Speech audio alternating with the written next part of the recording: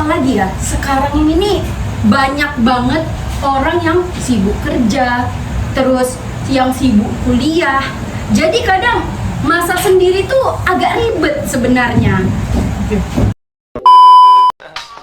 I just had to let you know you're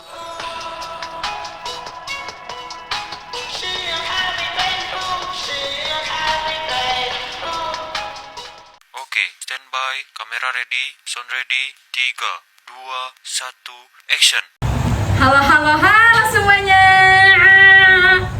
Selamat datang di Barcode Bareng Aja Podcast. Podcast tempat kita ngobrol santai, Cerita santai, kadang ketawa santai juga loh.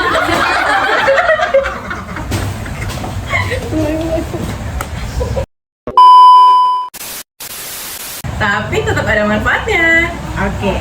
Nah, di kesempatan kali ini kita bakal ngobrolin tentang ide usaha kuliner, yaitu usaha catering rumahan ala Gen Z nih. A few moments later. Nah, kita tahu nih kalau bisnis makanan punya peluang yang besar. Nah, menurut teman-teman semua nih, kenapa sih usaha catering ini tuh menarik untuk kita bahas? Oke, menurut aku nih ya, usaha catering ini menarik karena makanan itu kan kebutuhan sehari-hari. Jadi pasti peluangnya itu selalu ada. Selain itu juga nih ya, usaha catering ini bisa kita mulai dari rumah dengan modal yang bisa dibilang sedikit. Iya juga sih, bener sih itu. Apalagi ya sekarang ini nih banyak banget orang yang sibuk kerja, terus yang sibuk kuliah. Jadi kadang masa sendiri tuh agak ribet sebenarnya.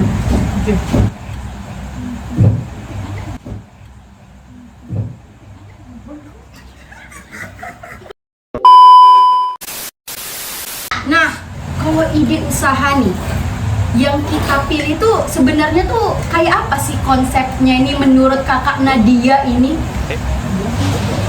konsepnya itu yaitu rumahan yang menyediakan makanan sehari-hari seperti nasi, lauk, sayur, dan minuman.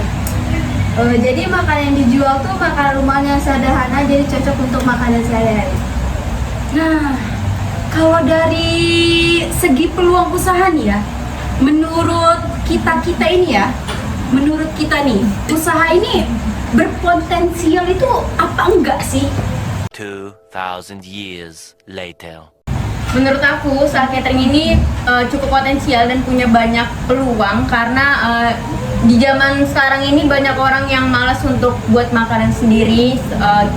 Mungkin mereka juga capek karena kerja atau ada yang kuliah. Terus usaha catering ini juga bisa menyediakan menu makan siang yang berbeda-beda setiap hari. Jadi orang tidak bosan dengan menunya. Karena itu usaha catering ini punya peluang yang cukup besar dan bisa terus dibutuhkan seperti itu. Nah, kan kalau dilihat-lihat dari peluangnya ya, berarti target pasar usaha ini nih udah cukup jelas ya. Nah, jadi menurut Kak Lena nih, sebenarnya tuh target pasar dari catering ini tuh, usaha ini tuh apa sih? Siapa? Nah, target pasar dari usaha catering ini adalah Gen Z. Kenapa Gen Z? Karena di zaman sekarang ini yang paling malas masak itu adalah Gen Z. Mereka juga memiliki aktivitas yang sangat padat nih, makanya mereka membutuhkan makanan yang praktis, cepat saji, cepat didapatkan, dan dengan harga yang terjangkau.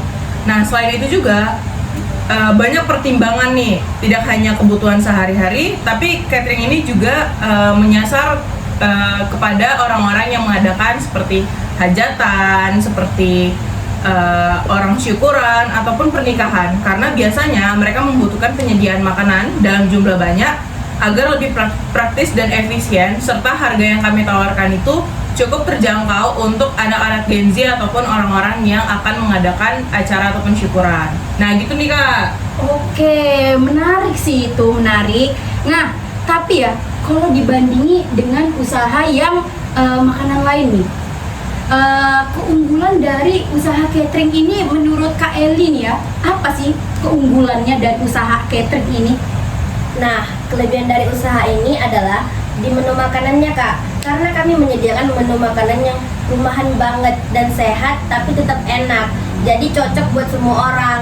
Jadi nggak ada tuh yang alergi ataupun nggak enak di perutnya.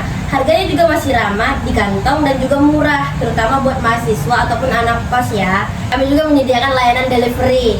Jadi bakal lebih praktis untuk orang-orang yang super sibuk seperti anak Gen Z. Gitu, Kak. Oh, berarti udah terencana ya Iya, usahanya ini betul, ya. betul, Kak.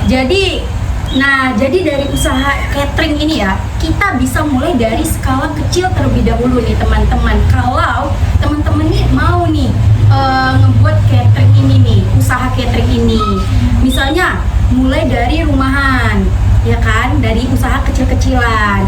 Nah, terus gimana sih cara promosiin usaha catering ini? Sekarang nih banyak banget media sosial. Jadi teman-teman nih ya, atau kita nih ya, yang mau ngebuat usaha catering nih, kita tuh bisa mempromosiin tuh dari media sosial nih, misalnya dari story WhatsApp atau Live kita TikTok, Kak. live TikTok bisa juga tuh. Setuju, Terus Instagram. live Instagram bisa juga. Terus bahkan dari YouTube pun bisa juga nih, Setuju, Kak. setuju. Iya kan, Kak? Iya, betul. Nah, jadi supaya tuh usaha kita tuh bisa lebih mudah tuh Jangkau orang lain. Iya, Nah, bener benar, banget benar, tuh benar. Kak Lena. Jadi kalau usaha ini berkembang nih ya, kalau usaha kita berkembang, kita juga bisa nambahin variasi-variasi menu yang lain nih, ya kan? Bener kan? Ditambah kita menambah banyaknya lapangan pekerjaan. Bener banget tuh Kak. Nah, dan dari kemungkinan juga tuh kita bisa memperluas pemasaran kita nih, ya kan? Setuju. Biar lebih banyak pelanggan kita, pelanggan menetap, pelanggan baru, ya kan? Pelanggan karena harga terjangkau. Nah, Kak. betul banget. Jadi usaha catering ini nih punya peluang yang cukup bagus, cukup baik sih di masa sekarang nih ya. Apalagi kita nih Gen Z ya kan? Gen Z, Betul, betul. iya bener ya kan?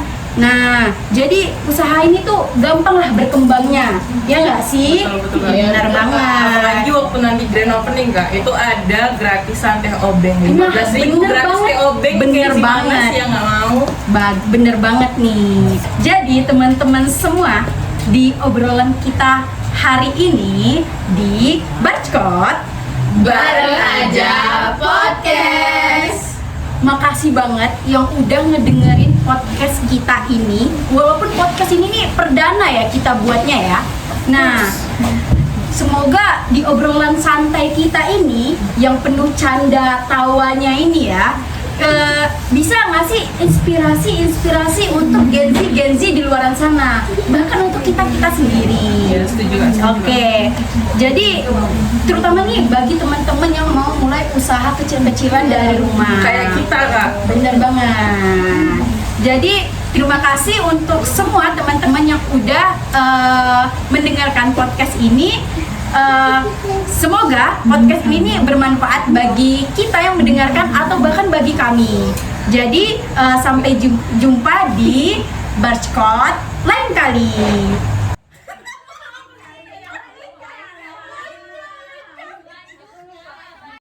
A few moments later.